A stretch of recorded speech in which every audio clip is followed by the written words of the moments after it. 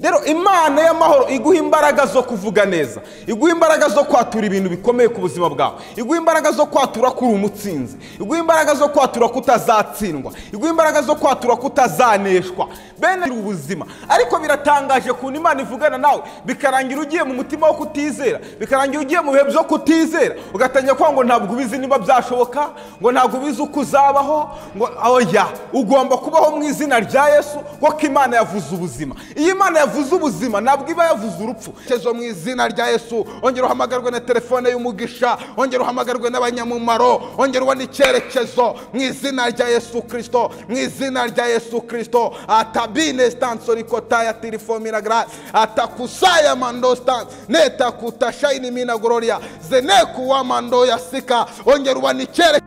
Jadofis TV show. Yesu nashimwe. Turabakiriye mu izina ry'umwami wacu Yesu Kristo. Nubwo tugiye kwifatanya muri uyu mwanya, turashima Imana ko iduhaye uyu mwanya wo kuba twabana namwe tuganira ku bw'ijambo ry'Imana no ku by'ubwami bw'Imana. Imana y'amahoro ibahereza umugisha.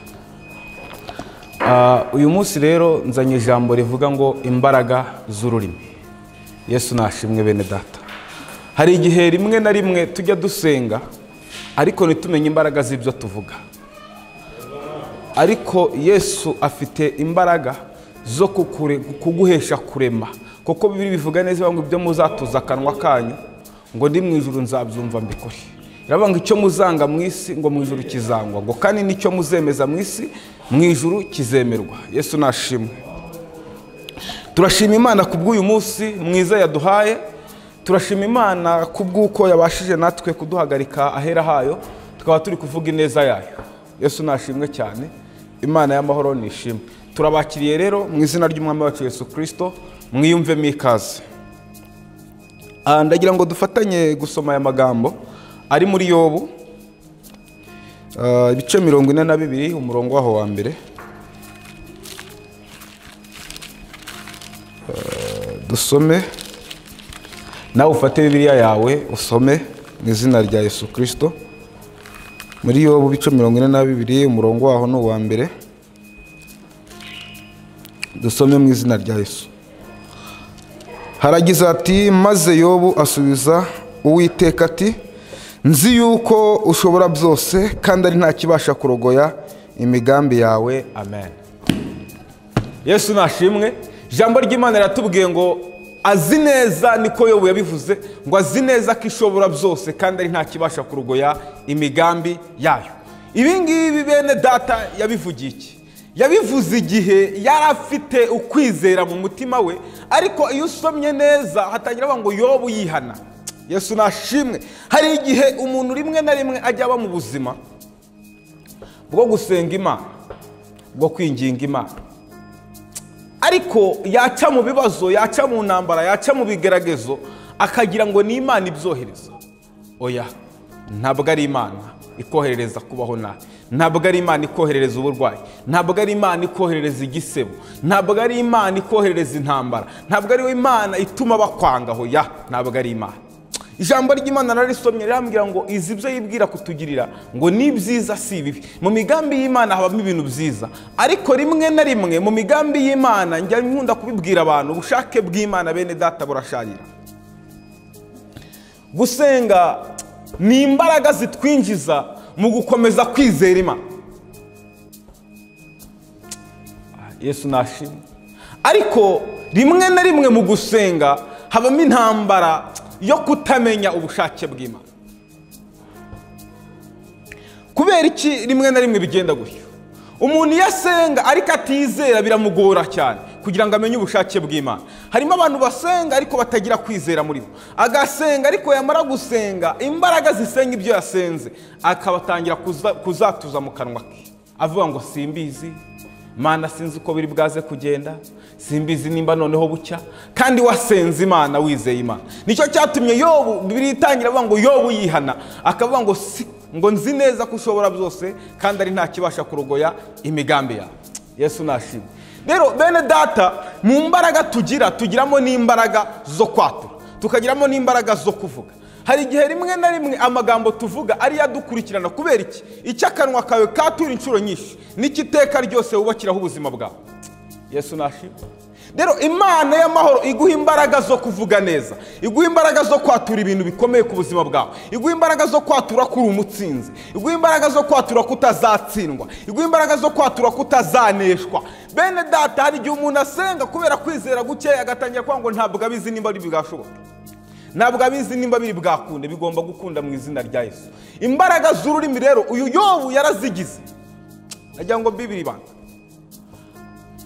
mu gusenga Satani ajya akora ikosa rikomeye, agatwara umuntu ibyiringiro ariko akamusigira umunwa.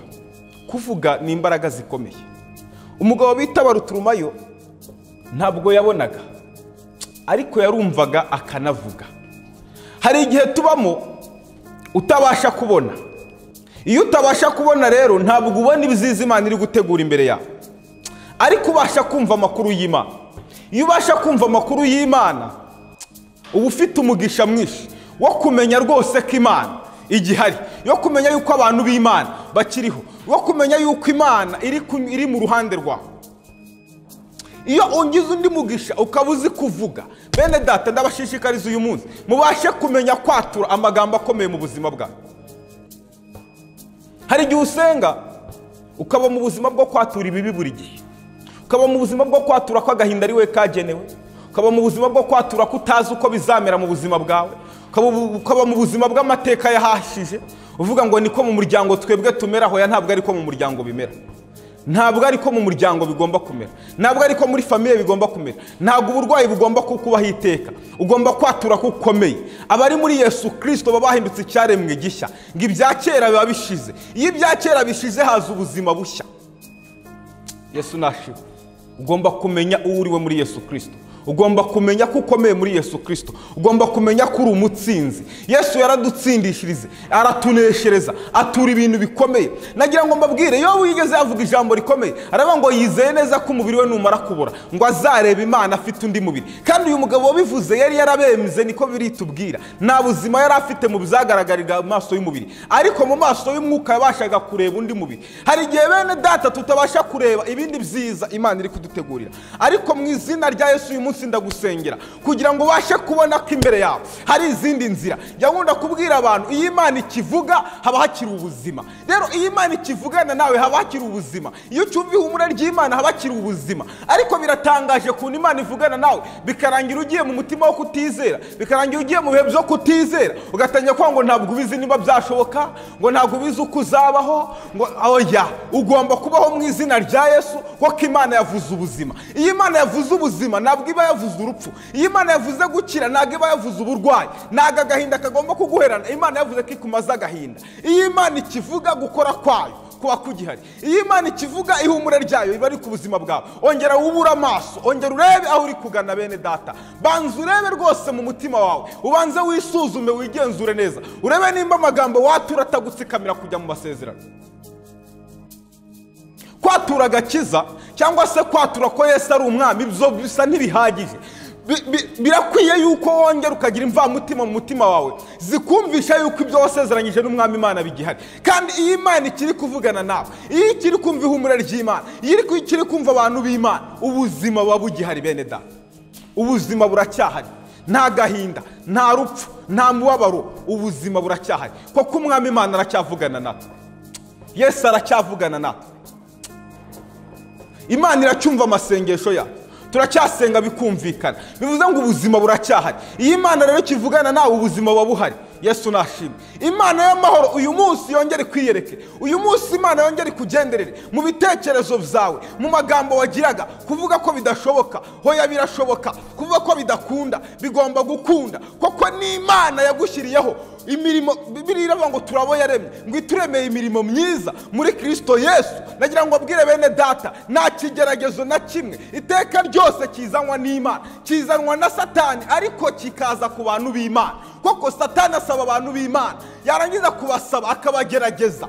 Yesu nashimwe. Rero bene data, wikwivovotera Imana, wikwitotombera Imana, ntabwo ibyawe byatinze, ahubwo uri kugeragezwa. Bibiliya bivuga neza, iravuga ngo hahirwa bihanganira bibagerageza, ngo koko nibamara kwemerwa Yesu nashimwe. Uyu munsi ugomba kwihangana kuko kwemerwa kwawe kuri imbere yawe.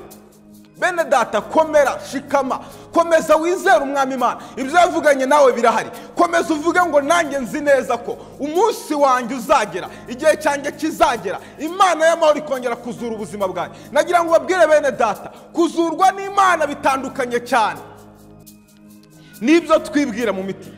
Hari igihe wibwira mu mutima ukabona byararangiye. Ntabwo byarangiye. Nababwiye bene data, Bibiliya narayisomye ndarigarukaho. Iravuga ngo ijambo ry'Imana ritubwira neza ngo erega ibyo yibwira kutugirira ngo ni byiza si bibi. None wowe Imana iravuga ibyiza ukabibonamo ibibi, ufite ikibazo. Ongera usenga Imana, ongera ushaka Imana mu mutima wawe, ongera wiringira Imana nka mbere, ongera ugire ihumure mu mutima, ongera wumve ko ari ukureberera, ongera wumve ko ari ukurwanirira. Ni Imana iturwanira intambara. Abantu benshi ntabwo bazi ko Imana ijya ibasha kurwana intambara. Ni Imana iturwanirira intambara, ni Imana ituma dutsinda, ni Imana ituneshereza. Bene data, atura amagambo yo gukira, atura amagambo y'ubuzima. Aho uhagaze, aho wicaye, aho uri mu buzima bwawe, ongera uvuge ngo nzi neza ko umwami wanjye ari kundwanirira, nzi neza ko umwami wanjye ari kundeberera, nzi neza ko Imana yanjye indwanirira umunsi zotaya bini fomando ya zagre. Nzi neza ko Imana yanjye izanyitaho. Imana yaratsinze, nawe ugomba gutsinda. Imana irarwana ikanesha. Ntabwo Imana igitsindwa, ntabwo Imana ikorwa n'isoni, ntabwo Imana imwarwa. Bene data, ongera wizere Imana. Aho uri mu bibazo urimo, aho uri mu ntambara urimo, ikigeragezo cyose ufite, menya ko umwami Imana yabirangije. Kandi nagira ngo nkwibire ibanga, Yesu akora byose, Yesu arakurwanirira. Ongera wizere Imana,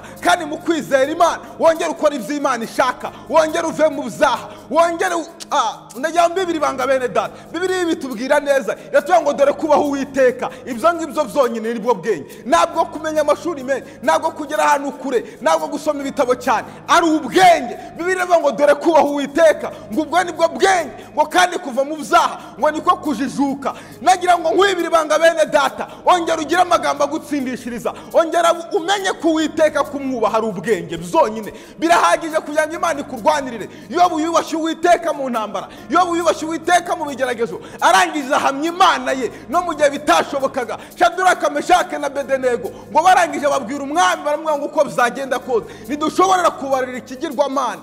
Nagira ngo nkwibire ibanga bene data, wikubarara nubwo uri mu ntambara, wikubarara nubwo uri mu bibazo. Hoya bene data, wikwirwanirira. Ongera umenye ko hari Imana yavuganye nawe. Reka Imana igutsindishirize mu buzima bwawe. Ni Imana igukura mu buzima budafatika igakubakira ubuzima bufatika. Ni Imana igukura mu buzima bw'amadeni ikishyura amadeni. Ni Imana ikurinda intambara izuzi ndetse n'izutazi. Imana irakurwanirira umunsi ku wundi. Bene data, wikwiheba, wikwigirira nabi. Ongera watura amagambo y'ubutsinzi, ongera uvuga kuri muzima, ongera uvuga kuzabaho, ongera uvuga kuzanesha. Tera intambwe ahuri, vuga mu buzima bwawe, atura amagambo akomeye. Vuga ngo uri umuneshi, vuga kutazatsindwa, vuga kutazakorwa n'isoni. Ni Imana idakoze isoni, ni Imana itamwaza, ni Imana itameze nk'abantu. Ntabwo Imana igira nk'abantu, Imana ikora nk'Imana mu bumana bwayo. Imana wizeye iracyashoboye, Imana wizeye ni umutsinzi. Yesu Kristo yaradutsindiye. Bene data, nagira ngo nkwishurire, Yesu yaragupfiriye. Mu kugupfira nawe aragukeneye. Nagira ngo nkubwire mwene data, urugamba uri kurwana narwo uyu munsi, intambara uri kurwana nazo, ni Imana ibishoboye, ni Imana ibishoboye, ni Imana ibishoboye, ni Imana ishoboye kurwana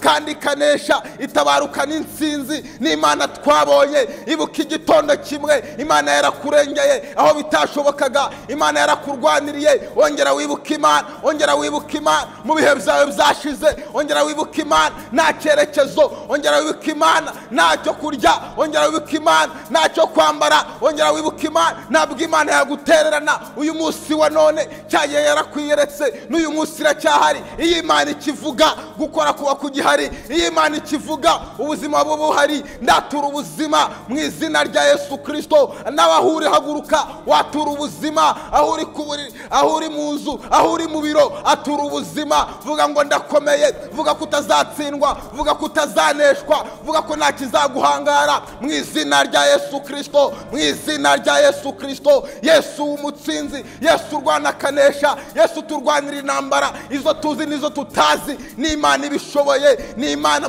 muneshi, umuremyi w'isi n'ijuru, nagira ngo nkubwire bene data, yakuremeye cyagiye igitangaza, n'uyu munsi iracyashoboye. Yakuremeye cyagiye cyari kigoye igitangaza, n'uyu munsi iracyabikora. Ni Imana nyamana, ni Imana itabeshya, ni Imana itaryarya, ni Imana zotaya biniko mandoya zagre, ni Imana ibishoboye, ni Imana irwana kandi ikanesha, ni Imana iserukana intsinzi. Mu izina rya Yesu Kristo, reka Imana ikurwanirire, reka Imana ikuneshereze, ko kuri Imana ishobora byose. Mu izina rya Yesu Kristo, mu izina rya Yesu Kristo, mureke dusenga Imana. Imana itugirire neza, Imana iturengere, Imana itwiteho.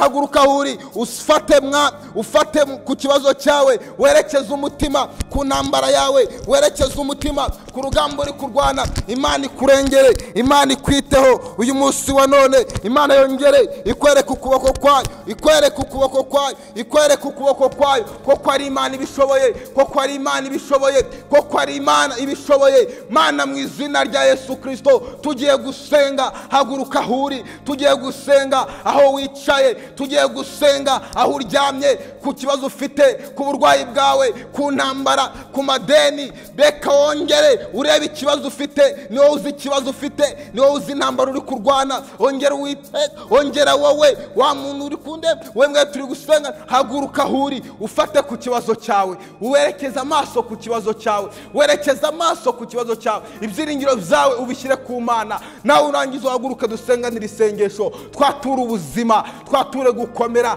twature kwakira, twature kwakira, twature gufata mu izina rya Yesu. Twature ku kazi, twature kubona akazi kazima, twature guhindurirwa amateka, twature nawe uvuga amagambo akomeye. Wature ubuzima muri wowe, wature ubuzima muri wowe, aho urwariye wature kukize mu izina rya Yesu Kristo. Koko amagambo yacu niyaduhesha intsinzi iyo wizeye umwami Yesu. Bibiliya bivuga neza, iravuga icyo muzatura cyose mu kanwa kanyu ngo muzagikica ntacyo kizabatwara. Nagira ngo mbibiri banga bene data, mureke dusenge. Twatura ubuzima, twatura ubuzima, dukoze imigambi y'inca kuri soni mu izina rya Yesu Kristo. Mureke dusenge, mureke dusenge, mureke dusenge. Muhaguruke dusenge, muhaguruke dusenge, muhaguruke dusenge. Aho uri hose, aho wicaye, aho uhagaze, wongere ufate ku kibazo cyawe. Dusenga Imana, mumfashe dusenga Imana. Mureke dusenge. Data, mu izina rya Yesu Kristo, uri Imana ishobora byose,